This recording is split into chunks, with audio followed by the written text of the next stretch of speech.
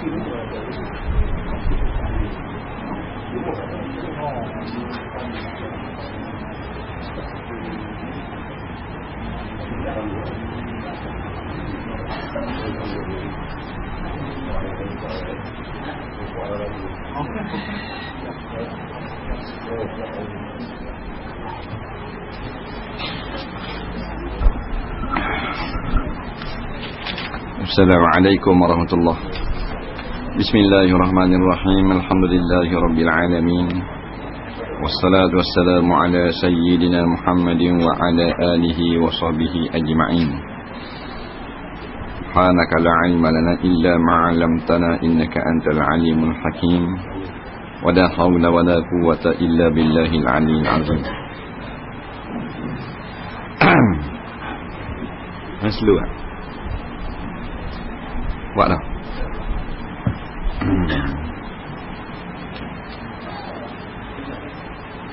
Muka surat berapa?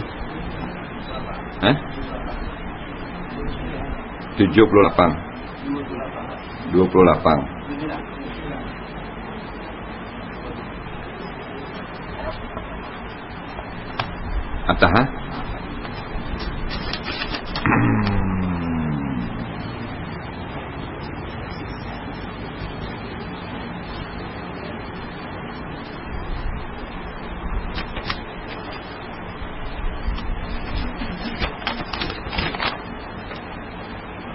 Qala al-muallif rahimahullahu ta'ala wa nafa'na wa iyyakum bi'ulumihi fid dharain amin ya rabbal alamin.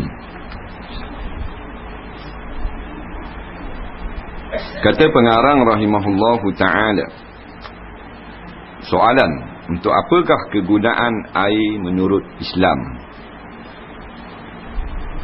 Jawabnya, air adalah suatu nikmat yang besar bagi keperluan dan kepentingan hidup umat manusia, haiwan dan alam sejagat. Tanpa air maka segala-galanya akan binasa atau mati. Sebenarnya kegunaan air amatlah banyak manfaatnya. Selain dari untuk diminum, ia juga diperlukan untuk membasuh, menyuci, mandi dan lain-lain. Menurut Islam, hanya air mutlak yang mampu boleh digunakan bagi menghilangkan najis dan mengangkat hadas. Di dalam Quran surah Al-Anbiya ayat 30, Allah Ta'ala berfirman, wa ja'alna minal ma'i kulla syai'in hayy afala yu'minun. Dan kami jadikan daripada tiap-tiap suatu yang hidup. Kami jadikan daripada air tiap-tiap suatu yang hidup. Apakah mereka tidak beriman, yang ini percaya kepada kekuasaan Allah? Baik. Soalannya apa benda ni air-air ni di sisi Islam? Benda yang sangat banyak, yang kadang-kadang kita tak tahu nikmat dia. Air ni adalah nikmat yang sangat besar bagi keperluan hidup sekalian alam ni. Kebanyakannya kita tengok pada bumi ni lah. Wa anzalna minas sama'i ma'a, kami turunkan daripada langit, kata Allah, akan air. Maka tiap-tiap yang diturunkan daripada langit, katanya ulama' tafsir, sangatlah besar hikmahnya ataupun kelebihannya. Apa juga jenis turun daripada langit? Bermula daripada hikmah turunnya Nabi Adam dengan Siti Hawa, dua orang, daripada langit ke bumi. Maka hikmahnya iaitulah jadi sekalian manusia umat yang begitu ramai. Itu hikmah dia. Itu juga diturunkan Al-Quran dan segala kitab daripada langit, daripada Lauh Mahfuz kepada Baitul Izzah, kepada langit dunia, kepada bumi ni. Hikmah dia iaitulah memberi cahaya kepada sekalian alam. Maka begitu juga bila Allah turunkan daripada langit akan air. Benda daripada atas ni benda mulia dah. Menjadi punca sabab bagi punca kehidupan. Allah jadikan air itu sebagai sabab yang menghidupkan Allah SWT dengan sabab air. Lepas tu kalau pokok kita siram, hidup. Allah jadikan sabak lah, bukan pokok air yang menghidup. Jadi benda yang sangat penting. Lepas tu ulama' berfatwa bahawasanya haram hukumnya kita mengotorkan sungai. Sungai tu kita buang jadi kotor, haram. Dia kerana manfaatnya sungai ini untuk orang ramai. Jadi harta orang ramai dia boleh terbunuh.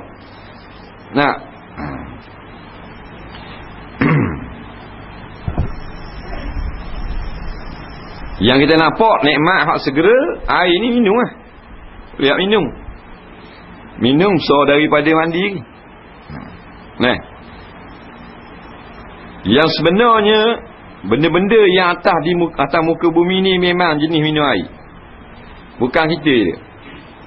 Ingat kita minum air, pokok minum air. Ingat kita dah pokok minum cara dia. Kalau kita dak boleh minum, Tuhan boleh minum. Kita boleh minum, kita sirang tu bukan mandi, minum. Mana kalau kita tak sirang atas pokok tak apa. Kita sirang atas tanah biar pokok je. Dia akan minum dan segar pokok tu. Lepas tu kita kalau minum dengan mandi, besar lagi minum. Tak minum air sebulan, mati lah kita. Tapi kalau tak mandi sebulan, boleh tahan lagi. Habis kuat macam kambing yang bau. Tapi hidup. Banyak sangatlah Allah Ta'ala ciptakan kehidupan yang ada dalam satu titik air. Sehingga ulama' pakar-pakar dia buat kajian tentang setitik air. Dalam setitik air itu ada berjuta-juta molekul pula halus-halus. Dalam setiap satu molekul tu ada pula kehidupan di dalamnya, rupanya dalam air ni. Kita tak dapat dah kaji sampai kan gitu semua tak. Kita kira ada air minum. Binatang-binatang boleh minum air lagi. Cuma binatang-binatang ni air yang satu, air kosong yang minum. Binatang dia minum air kosong, waktu dia kurang. Binatang kurang dia nyakit, dia minum air kosong. Manusia banyak nyakit pasal minum air yang campur, ada gula, ada susu, cak tekok, cak junjung. Lapar manis lajak tu. Binatang tak ada. Kita dengar kambing apa, kambing hati tau. Macam ni. Tak. Pasal dia minum air hak berkhasiat, air sungai. Pokok-pokok kan. Cerita-cerita air teh tak pokok. Pokok cambah di tanah si air teh. Tanggarang 3 kali. Ketok khewak. Waktu kita macam-macam penyakit dalam musuh besar dalam perut kita. Duk kisah macam-macam benda. Ini lekat penyakit. Gula masuk dalam darah lah, begitulah, begini. Waktu binatang tak apa, tak ada penyakit macam kita. Kerana kita banyaknya punca daripada makanan, iaitu perut. Dalam perut masuk makanan dan minuman. Katanya pakar-pakar perubatan mutaqaddimun, al-ma'idatu baitud da'. Perut itu adalah punca penyakit atau rumah penyakit. Tak ada kita dengar lah maknanya lembu mapu apa, kolesterol.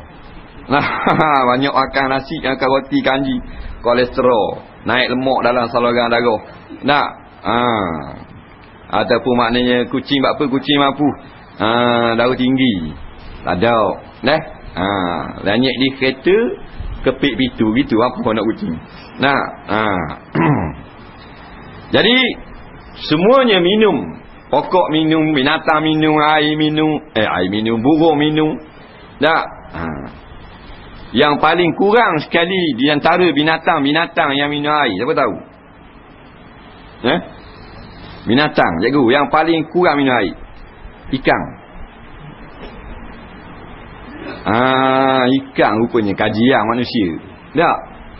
Memang dah banyak dah. Hidup dalam air. Kurang dahaga ya. Orang duduk dalam air dah. Kalau minum banyak, mampu ikan. Dah minum semua. Macam kita lah, pasal orang akak 3 kali sebetul, 3 kali minum. Akak 8 kali air, 8 kali minum. Dah duduk dalam air dah, tanah kita minum air semua. Jadi ikan katiang pakar-pakar kurang minum air. Kerana tubuh mereka itu diserap oleh air. Molekul air maknanya kurang dahaga. Kalau tak percaya, tanya ikan. Habis sungguh. Ikan pelik kot, ikan duduk lain. Nak, punya rekod yang paling kurang minum air ikan. Tapi mereka mencatat tempat teratas lah ikan yang paling kuat mandi. Tu kita tambah tu. Minum air tadi, pakar-pakar, bagi yang kuat mandi tu kita tambah memang dah. Tak, rekod kuat mandi kali ikan. Jarang sangat kita tengok ikan kadang-kadang tak mandi. Nak, jadi untuk membasuh, bersuci, mandi dan lainnya semuanya adalah satu nikmat. Nikmat ni benda yang beri guna kepada kita, nikmat. Nak, beri guna dan dia menjadi maksud daripada mereka yang memerlukan. Maknanya orang nak benda tu. Bagi nikmat. Nak air. Mana kalau buat rumah nak buah air, nak masuk paip air dulu ke nak buah lasir dulu air dulu, lasir dia 4 tahun lagi tak apa. Tak ada lasir tu tak apa. Air penting. Kemudian menurut Islam hanya air mutlak yang mampu boleh digunakan untuk menghilangkan najis dan mengangkat hadas. Ini kita maklum dah. Dan firman Allah, waja'alna minal ma'i kulla syai' hayyin. Waja'alna minal ma'i kulla syai'in hayyin. Kami jadikan daripada air tiap-tiap suatu yang hidup. Jadi yang hidup ada air.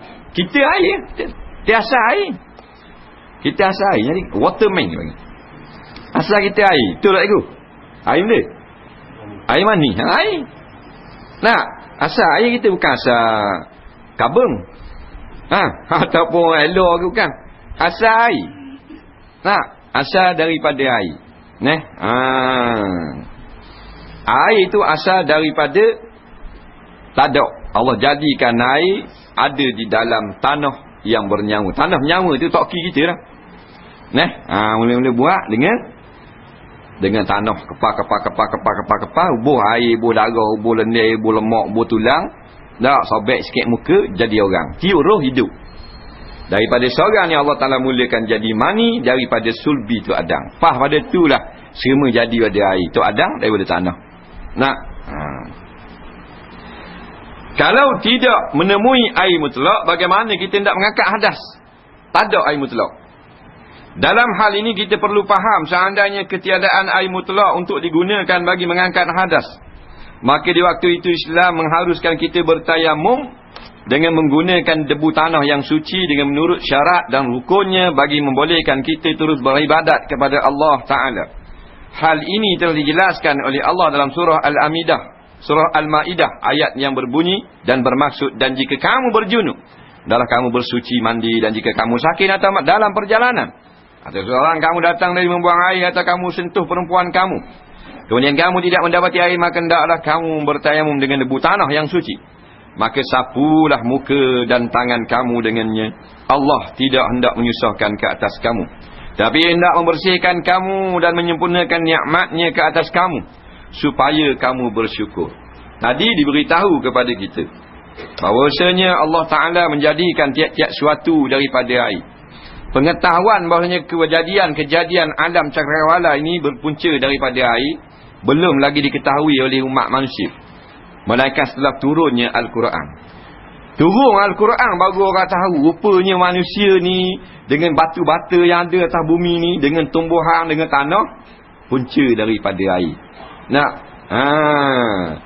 Maka menunjukkan bahawa Nabi Muhammad sallallahu alaihi wasallam bukan pendusta, dia memang nabi sungguh, kerana ilmu pengetahuan tentang segala-galanya dasar daripada air tak ada orang tahu.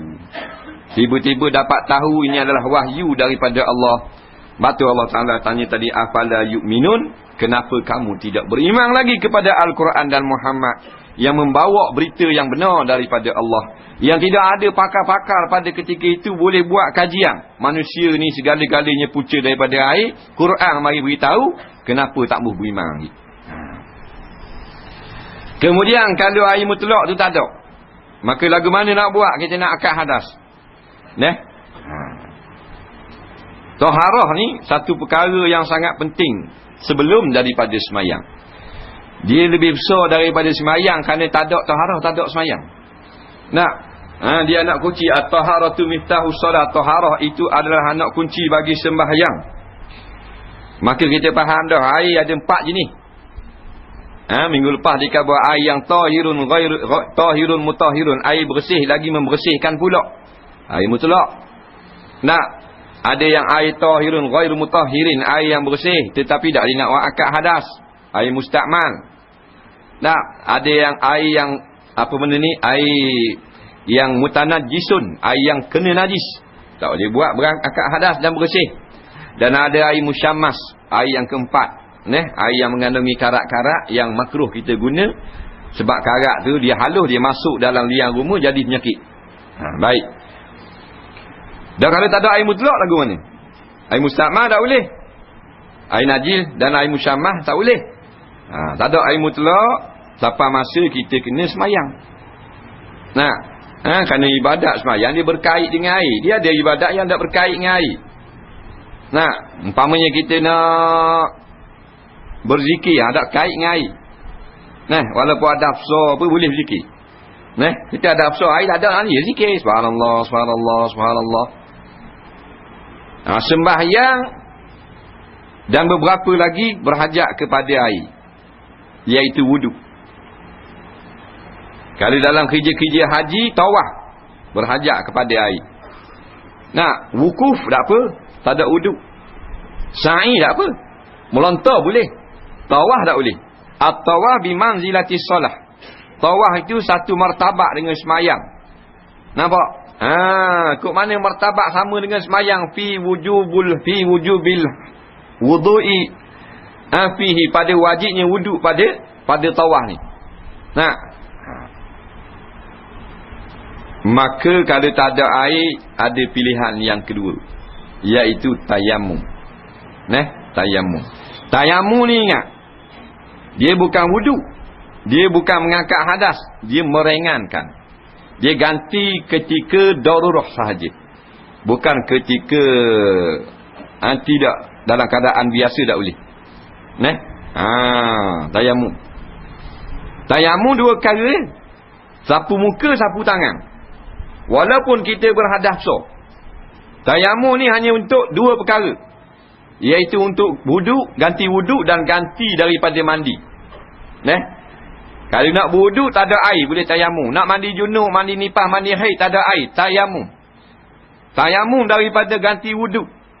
Sebab tak ada air, maka tayamumnya sapu muka ke debu, sapu debu ke muka dan sapu ke tangan. Begitu juga kalau kita nak mandi junub, tak ada air, tayamum dua perkara juga. Ambil debu, tepuk sapu muka dan sapu dua belah tangan juga. Jangan geluling dalam debu, walaupun ganti daripada mandi junub. Itu tayamum. Dalil bolehnya junub ini, kalau kita tak boleh nak mandi, boleh guna tayamum. Umpamanya orang yang junub tak boleh nak baca Quran walaupun tak pegang. Tapi kalau orang tak ada uduk boleh baca Quran, syarat jangan pegang. Dia boleh baca Quran tak ada uduk. Boleh baca mulut. Quran tu orang lain tolong selok muka surat umpamanya, atau dia hafal. Tapi kalau junub tak boleh, dia ada absar ataupun haid. Wala yaqra'u syai'an, wala yaqra'u minal Qur'ani syai'an junubun. Nampak? Wala haidun au kama qala. Wa fi riwayatin wala yaqra'u junubun wala haidun syai'an minal Qur'an. Tiadalah membaca oleh orang junub atau orang haid satu haraf pun daripada Al-Quran. Jadi kalau tak ada air nak mandi junub, sama ada kita nak semayang atau nak baca Quran, atau kita nak masuk dalam masjid, maka boleh dengan tayamum. Allah kata wa in kuntum junuba fatahharu. Dalam ayat ni, wa in kuntum junuba fatahharu. Dan jikalau kamu berada di dalam keadaan junub, mana hadas besar, fatahharu, maka hendaklah kamu mandi. Kena mandi. Mandi ni maknanya kalau ada air. Dan kalau tak ada air, wa in kuntum marda aw ala safarin aw jaa ahadun minkum minal ghaid aw lamastumun nisa. Kemudian kalau kamu ni maknanya sakit ataupun bermusafir ataupun kamu berak kecing, batal wuduk, Ataupun kamu sentuh isteri atau orang perempuan yang sah nikah, maka batallah wuduk kamu. Falam tajidu ma'a, kata Allah. Maka tidak ada air, kamu cari tak ada air. Faham padanya nak berwuduk lah. Atau nak mandi. Nak. Kerana nak mandi tu atas khabar dah. Wa in kuntum junuban. Kalau kamu junub, naklah kamu mandi. Pada orang kata ada air, masuk juga bawah ni. Sebagaimana orang yang beradab cek, tak ada air. Nak. Fatayammamu sa'idan tayyiba. Maka hendaklah kamu bertayamum, iaitu tanah debu yang suci. Maksudnya tanah debu yang suci, bila kita tepuk tangan kita di atas tanah, debu tanah tu lekat. Bukan tanah, debu tanah tu lekat di tapak tangan. Ada juga tanah dia kerah, kita tepuk dah lekat benda. Tidak sah tayamum. Nah, tanah tu kerah macam ke batu, tanah-tanah tapi kerah dah. Dah lekat benda. Atau pasir, bukan tanah. Macam kita patah, tak ada benda, pasir saja. Nak debu. Nah, lekat di tangan, sapu di muka. Famsahu bihujuhikum wa aidikum min. Maka hendaklah kau sapu dengan debu tadi kepada muka kamu dan dua belah tangan kamu. Nah, itu cara dia. Umpamanya kita nak start tayamum, kerana duduk di padang pasir atau dalam hutan tak cakap nak cari air, tak jumpa. Dan kan kita nak semayang, nak cari tanah ada debu, tepuk gini. Tepuk dengan tangan. Masa tepuk tu kita niat bertayamum. Lekat debu ni, kita sapu di muka gini. Seluruh muka kita ni. Habis sekara. Tepuk pula dua belah tangan lah sekali lagi. Untuk sapu tangan kanan, sapu tangan kiri. Tangan kanan sapu. Ni yang dia ada debu sini. Sapu gini. Biar rata gini, debu. Katakan kita sapakan ni, habis ada debu duduk sini. Tak ambil debu lain pula. Buat gitu. Lepas ada tu sah, boleh semayang. Boleh semayang, padahal tadi kecil lah. Umpamanya, batal lah wuduk. Takut kata, wah, boleh ke tak ni sapu debu ni? Boleh lah. Dengan ijma' ulama. Yang tak bolehnya air ada, bahan debu kau. Dia bukan pilihan ni. Dia atas jalan tertib. Tak ada air, barulah boleh tayamum. Ataupun kamu sakit, wa in kuntum marda, sakit. Bukan pilihan. Dia ada gak benda yang boleh pilih. Benda yang boleh pilih ada gak, kita boleh pilih nak ambil manusia. Macam kita istinja. Istinja dua cara je. Yang pertama, istinja ni benda basuh berak basuh kecing, ingat tu. Kalau ni benda mana istinja, basuh berak atau basuh kecing. Dia panggil istinja. Istinja ni boleh dengan dua cara. Yang pertama dengan air. Yang kedua dengan batu. Benda-benda yang kasar. Ataupun tisu. Boleh. Dalam Islam. Hak ni bukan tertib, boleh pilih. Paik air adalah tandah. Macam surah tandah kecing, ada paik air. Tapi kita nak guna tisu kau. Boleh. Dengan syarat dia lah. Tak basuh sikit. Faham lagi? Ada air, paik air ada. Dan tisu pun ada. Masuk dalam tanda airport ke. Baru balik daripada Chicago. Duduk lama ni tak apa. Mana basuh air? Air ni pakai tisu. Hukumnya sah. Dah sah takat mana tu? Boleh jadi terimam semayang. Tapi kena dengan syarat dia. Dengan tisu. Ada cara-cara dia. Kalau tak ikut syarat, basuh dengan air tak sah. Basuh dengan air, tarik neleh keting. Dia basuh punggung je, kecung dua beledi. Keting dah tu, tak sah juga tu. Tu boleh pilih. Tayammu tak boleh. Falam tajidu ma'ang fatayammamu. Maka jika kamu cari air tak ada air, fatayammamu, fa' ditertib. Maka kemudian tu barulah kamu boleh tayamum. Lagi ada air tak boleh. Melainkan orang sakit. Orang sakit ada air boleh tayamum. Lagu mana? Rabak ni lengan ni. Rebah motosikal berlomba. Rabak bini tak boleh kena air ni. Nampak kulit, nampak isi ni. Takkan nak basuh dengan air, jeng kan? Buruk tadi. Jadi hak dak rabak ni basuh dengan air. Hak ni tayamum. Tayamum jangan sapu debu sini aja. Sapulah debu muka tu, tayamum tu. Kan bahas sini aja debu. Rasa sebab ni sapu debu. Ngaji sangat aku ni. Tak kena. Kita basuh ambil wuduk dulu. Lepas tu basuh tangan hak suci, hak boleh kena air, hak sakit tak apa lah. Taruh dulu. Lepas tu hak tak kena ni, kita pun start tayamum. Sapu debu muka, sapu debu di luar belah tangan. Atas luka dan atas hak sihat. Lepas tu belah kiri pula. Selesai tayamum, sambung tangan kiri pula basuh wuduk ni. Faham? Apa masih kat kita ingat ni? Angguk-angguk lah. Apa masih? Guana pulak. Dia ingat cerak molek. Masa sihat ni kita ngaji. Dah sakit lagi, payahlah nak ngaji.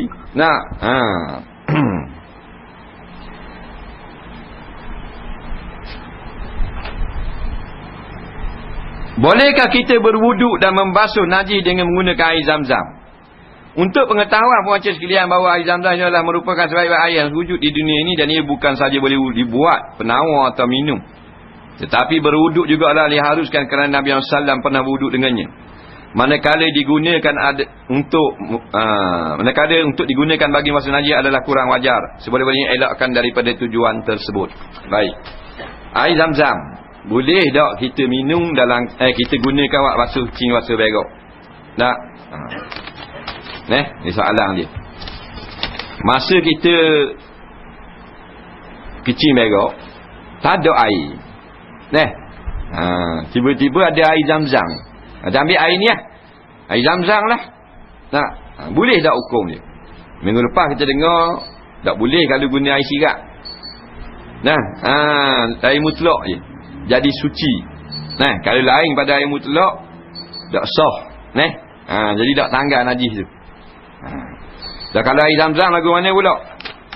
Jawabnya, air Zam-Zam ni, sebelum kita nak buat basuh kucing, basuh berak, kita kena tahu dulu air yang ada di bumi hak paling afdal. Kita khabar sama-sama air yang paling lebih sekali, air yang keluar pada jari Nabi. Ni air yang lebih, air yang paling hebat yang pernah berlaku dalam sejarah alam ni. Keluar kot tangan Nabi ni tak.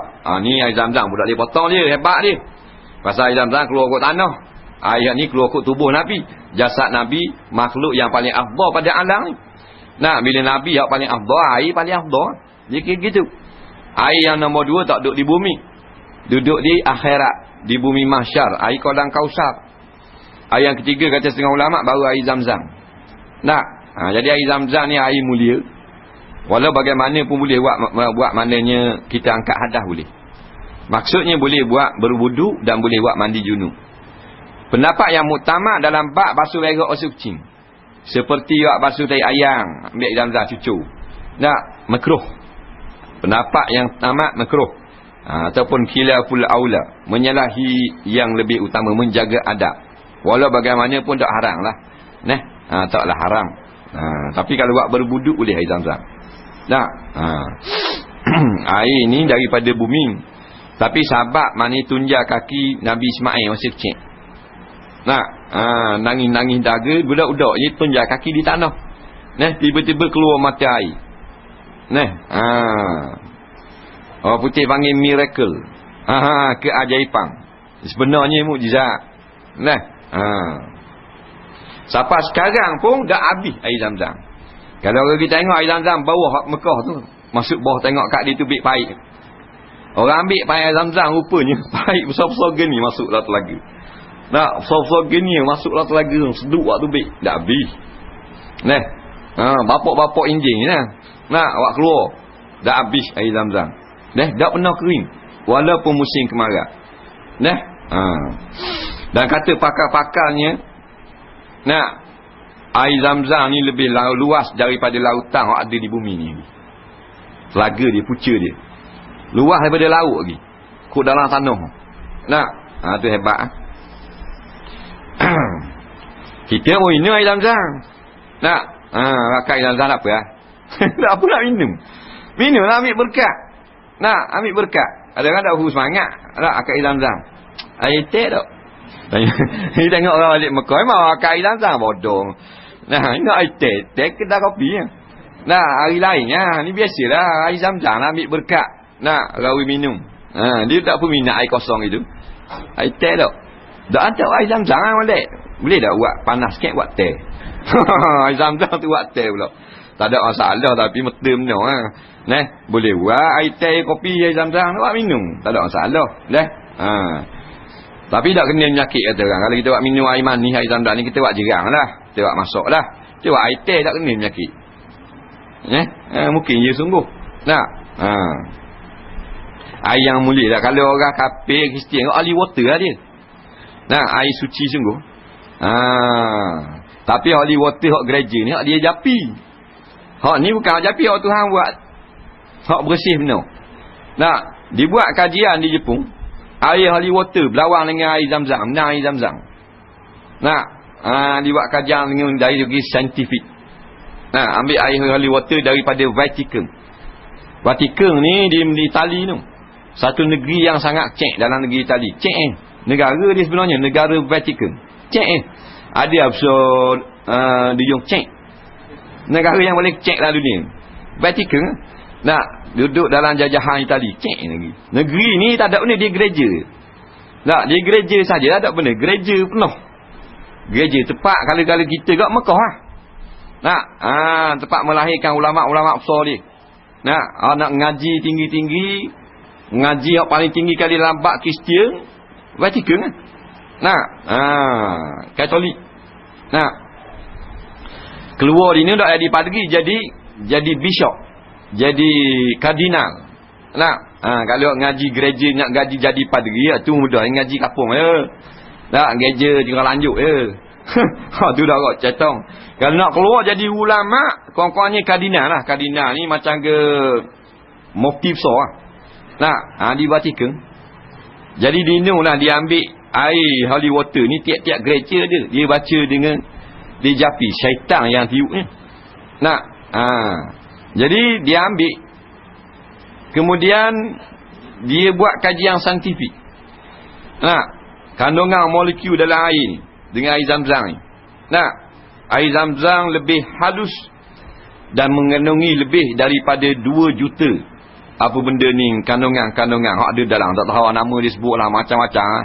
Tak, nama saintifik ni. Tak, nama A56 berapa tahu. Tak, JPJ 38. Nah, Kijal 52. Macam-macam pasang hak tu kok-kok dia. 2 juta ada. Hak air zam-zam. Tapi hasil kajian itu tidak disebarkan di dalam majalah yang sepatutnya disebut benda tu. Dia hanya beredar di internet sahaja.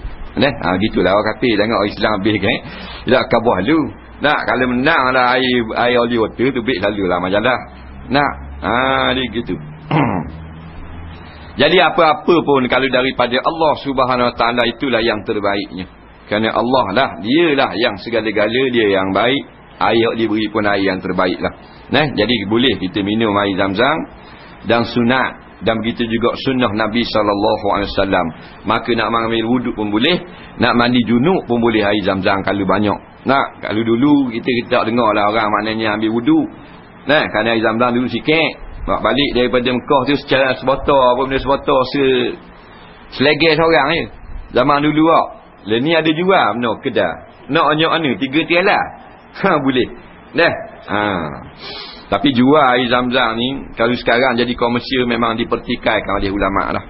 Dipertikaikan. Cari makan dengan medal lagu tu tak apa comel lah. Walaupun boleh ada yang mengatakan haru kita ambil tambang saja. Tak, tapi bila ambil tambang saja tak sedap dah, untung tak ada. Untung tak ada, ni jadi meniaga terus. Beli dinu maknanya 5 rias, dinu 5 rias lagi besar. Lagi besar tu 5 rias. Sampai sini botol cek dah 5 rias. Botol berapa liter? 250 liter apa? Botol cek RM5 tau. RM10 tak cek tau. RM10. Setengah liter. Setengah liter 250 liter dah. Setengah liter. Mana kalau kita nak bisnes air tu. Kalau boleh lah. Kerana dipertikaikan oleh ulama. Jual air lain lah, jual air kopi lah. Dia gitu. Beli je. Tak apa beli. Tapi kita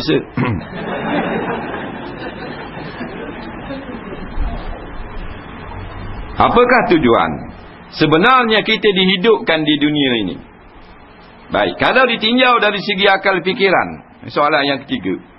Apa yang Tuhan cipta kita hidup dalam dunia? Nah, satu soalan yang baik kok. Nah, yang nak jawabnya panjang lebar. Nah, apa Tuhan buat kita dalam dunia ni? Dah kali terus dalam syurga kan ni? Buat dalam syurga tu, direct. Nah, Tuhan buat ramai-ramai duduk dalam syurga. Sedap main. Dah, habis masuk syurga belaka George Bush, Tan Sri Korung ada belaka minum. Nah, tiba-tiba buat dalam dunia dulu. Nah, waktu ada yang tak dapat balik asal kapung. Ada yang masuk dalam neraka, ada yang balik syurga semula asal kapung. Apa tujuan ni? Jawabnya, kalau ditinjau dari segi akal fikiran dan pendapat manusia, tentu kita akan temui berbagai-bagai jawapan. Kalau kita tanya pakar akal, macam-macam esok yang jawab apa? Mungkin ada yang berdapat hanya untuk memenuhi kehendak dan keperluan hidup semata-mata, atau untuk memenuhi dan memuaskan nafsu keinginan semata-mata, atau mencari kesenangan, kemewahan dan kebahagiaan hidup di dunia dan sebagainya. Tetapi menurut pandangan Islam, manusia dicipta dan dihidupkan di alam sementara ini adalah bertujuan untuk memperhambakan diri kepada Allah semata-mata. Ini jelas sekali berdasarkan kepada firman Allah dalam surah Az-Zariyat. Ayat 56 berbunyi, wa ma khalaqtul jinna wal insa illa liya'budun. Dan tidak aku jadikan jin dan manusia melainkan untuk beribadat kepada aku. Inilah di antara salah suatu daripada sebab Allah Ta'ala mencipta manusia. Menurunkan manusia ke bumi ini, kemudian difardukan dengan berbagai fardu dan dilarang dengan banyak larangan. Sebab ada orang kata, apa yang Tuhan buat manusia ni buat turun ke bumi? Apa yang tak langsung beranak bini dalam syurga? Nah, ada kok soalan gitu. Jadi Allah jawab di antara dalam Al-Quran, wa ma khalaqtul jinna wal insa illa liya'budun. Tidak aku ciptakan manusia dan jin sia-sia. Nampak? Tak sia-sia. Tafsir gitu. Mana bukan aku saja cipta manusia. Ada hikmahnya. Nah, ada hikmah dan tujuan. Tetapi tujuan dan faedah itu balik kepada manusia sendiri. Kerana Allah Ta'ala ni maha suci daripada mengambil faedah. Nah, kerana dia kamalat, dia sempurna. Dia orang yang nak ambil faedah ni, dia orang kurang. Macam kita. Satu-satu benda biar dapat faedah. Kerana kita kekurangan. Allah kamalat sempurna. Dia buat manusia ni untuk jadi hamba dia. Dah jadi hamba dia lagu mana? Jadi ke orang agung dia. Dengan sebab ramai hamba. Doa tak ada masalah dia. Tak semayang tak apa ramai-ramai. Pakat kedara harap belaka tak apa. Diskul joget. Nah, tapi bila jadi hamba dia, faedah itu balik kepada hamba itu sendiri. Iaitu dapat nikmat yang berkekalan pada negeri akhirat nanti. Nah, maka ada orang yang menafsirkan bahawasanya kita hidup di dunia ni sekali saja. Buah ni ramai punah. Nah, memang dah hidup dalam dunia itu sekali, tapi maksudnya joli ya. Dah mati tak boleh dah. Ni set kacang. Ni ramai ni jenis lagu ni. Tu duk main bagi petang berlakon drama berlakon umum. Siapa tua berlakon je. Nah, dulu masa dia mula-mula berlakon, dia jadi orang tua, padahal dia muda. Tapi dalam lakonan tu dia kena jadi orang tua. Maka producer kata, pengarah kata kena make up wak tua. Learning dia berlakon lagi, tapi producer kata tak payah make up dah. Tua dah. Tak payah make up dah. Berubang dah. Nah, mana dari rambut hitam sampai berubang. Daripada hidup sampai mati, berlakon drama, berlakon filem, berlakon semua, duduk dalam keadaan. Pasal dia rasa hidup hanya sekali joli. Hak tukang minat pula suku pula. Nah, gila nyanyi, gila dengar orang nyanyi, suku pula peminat. Bagi mereka ni tak ada lagi rasa dalam hatinya tujuan penciptaan yang hakiki. Tak tahu benda masalah ni Tuhan cipta ni. Jadi kita ni bernasib baik. Nasib baik ni kerana Tuhan tolong. Iaitu kita dapat tahu rupa-rupanya Tuhan tak cipta kita ni untuk main saja. Main ni sekadar nak menghilangkan penat lelah, menghilangkan rasa jemu. Jadi sekejap lah main. Banyaknya ibadah dah. Tujuannya iaitu illa liya'budun. Kalau orang mengaji ilmu nahwu, barang yang datang lepas daripada illa, padahal sebelum itu tidak disebutkan lagi daripada maksud, maka mustasna itu dikirakan sebagai maksud. Wa ma khalaqtul jinna wal insa. Tidak aku ciptakan jin dan manusia. Kalang ni kalang nakis dia panggil. Kerana tidak ada lagi mustasna daripada maksud kalang. Melainkan kemudian jatuh lepas pada illa liya'budun, melainkan kecuali supaya mereka menjadi hamba kepada aku. Jadi maksud ayat kita rekah buang illa, aku ciptakan manusia supaya menjadi hamba-Ku. Jadi dikuatkan lagi akan maksud tidak aku cipta manusia melainkan supaya jadi hamba-Ku. Nampak? Macam orang tu dia marah kepada orang pekerja dia lah, yang sering maknanya awak lari kereta pejabat apa semua, bos pun marah lah. Tak? Bos tu kata kereta ni aku beli nak suruh awak guna pejabat. Nampak? Tapi kalau dia guna dengan kecuali lagi kuat. Nah, kereta ni aku guna, aku beli nak usul mu pakai awak guna pejabat.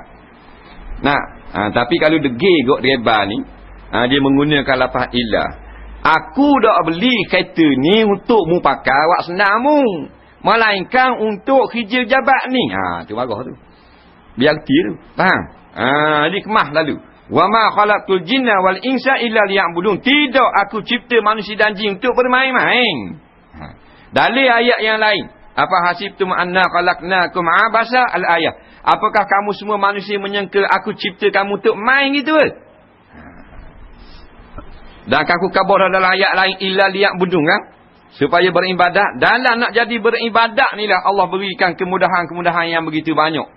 Di antaranya kemudahan Tuhan turunkan air, boleh ambil wudu. Tuhan buat pakaian, boleh bagi surah. Nah, tu Tuhan beri kemudahan, beri kerja, beri tanah, beri rumah, beri anak, beri bini, beri skuter, beri lori, beri kereta, beri bah, macam-macam beri kesihatan supaya liya'budun. Dalam ilmu kalimah lam ni dipanggil lam lil akibah. Lam yang menunjukkan kesudahan pekerjaan. Nah, maknanya kesudahan ciptaan aku jin dan manusia ni sudahnya menjadi hamba aku. Nah, dalam nak jadi hamba aku ni aku beri keperluan. Tak ada rumah, beri rumah. Tak ada bini, beri bini. Tak ada laki, beri laki. Tak ada anak, beri anak. Tak ada kerja, beri kerja. Tak ada jawatan, beri jawatan. Tapi bila dapat, tidak jadi hamba ku. Tu gila. Tuhan beri rumah, beri senang, beri jawatan, beri piti, beri anak, beri kesihatan, beri kaki, beri tangan, beri mata. Duduk cari makan saja-saja. Pagi petang, pagi petang, pagi petang. Duduk berebut saka, duduk berebut harta, duduk berebut jawatan. Tak? Kami akan meletakkan jawatan ramai-ramai. Tak? Tak?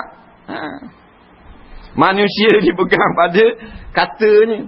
Nah, lembu dipegang pada taliannya. Tak tahu. Tak? Tak alu saja. Tak alu kohong. Ini tak kata nak letak.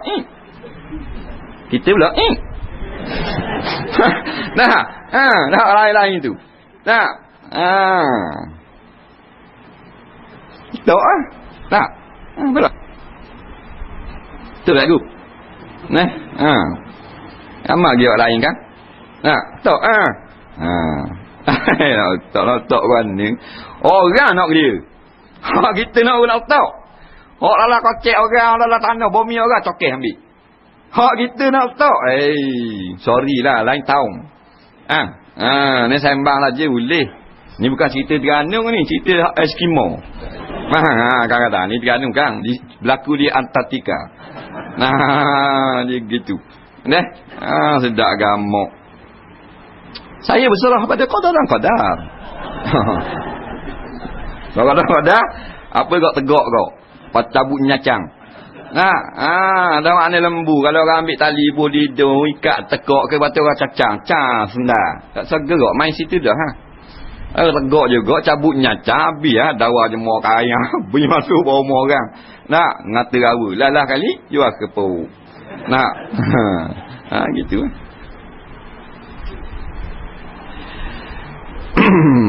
Berebut benda. Banyak dah. Banyak dah. Jangan berebut. Dunia ni, ambillah dunia. Banyak Alhamdulillah, sikit syukur. Qana'ah. Sabar. Tak kaya lagi, tak senang lagi, sabar. Dah tu cari, tak salah cari. Tak salah cari. Boleh banyak aku. Zakat, ada zakat. Dah orang jutawan, zakat besar. Dah kalau sejuta, 25,000 zakat. Ada main 25 ya zakat, dah buat cetang. Ada 5 orang jutawan, 25,000 atas juta. Bagus kok, nak ada kok kaya. Tapi kaya dengan jalan tak betul boleh lah.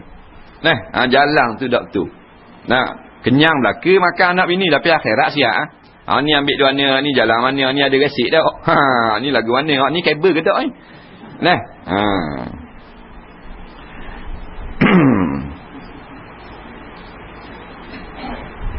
bertujuan untuk menghambakan diri kepada Allah mata-mata. Apa benda maksud hamba? Maksud hamba ni maknanya kerja tanpa waktu.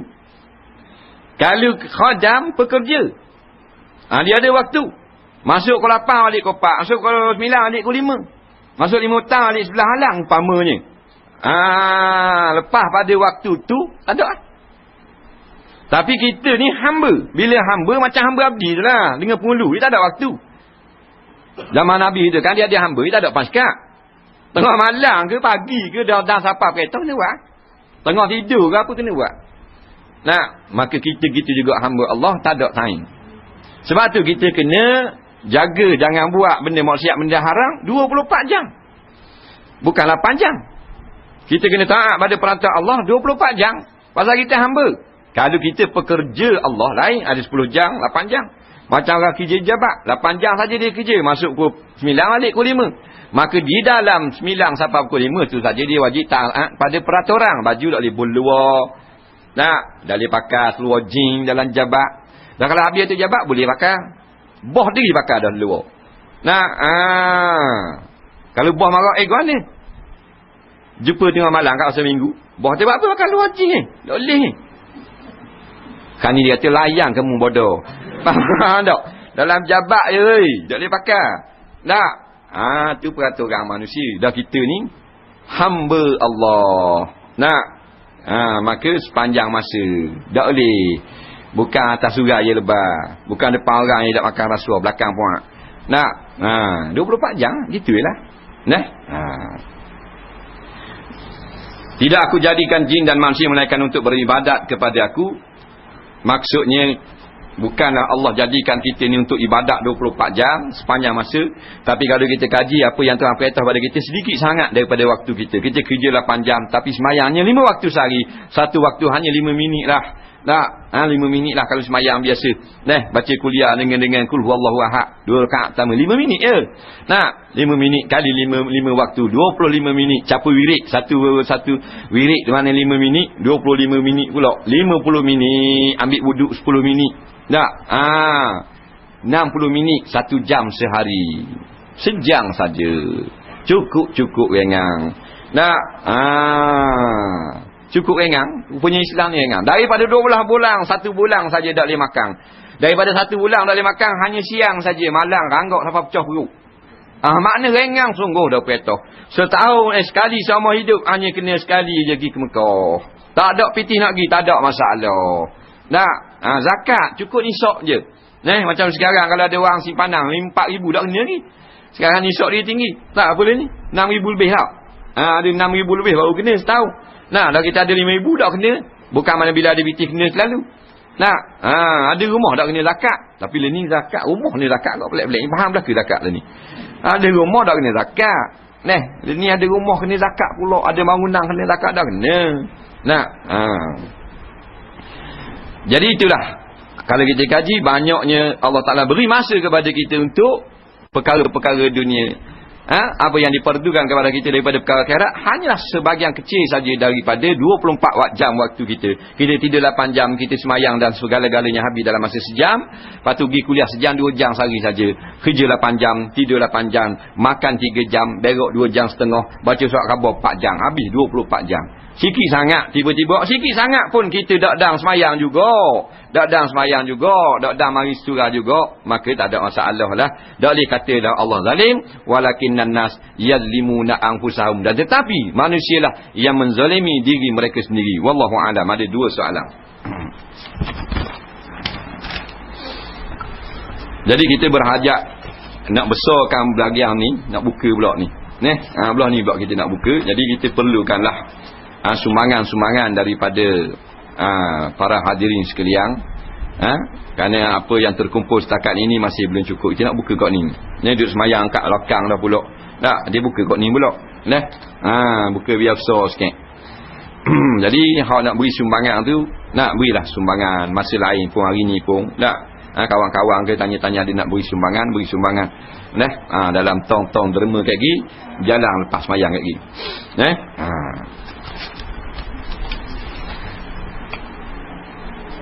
Kemudian lepas sembahyang isyak kat gi, tunggu sekejap, lebih kurang 5 minit je. Ada penerangan daripada apa benda ni, yang berhormat kita Tengku Hasan, Tengku Omar, tentang apa benda ni, pelan takaful keluarga ni lah, hak don ladang ni, khairat, termasuk khairat kematian ni, nak cerita sikit.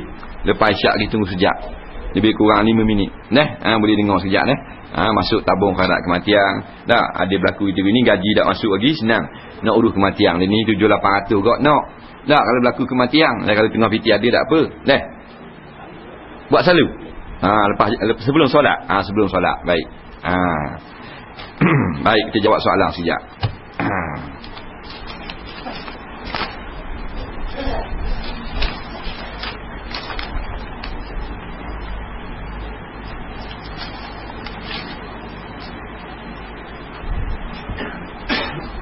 Soalan yang pertama,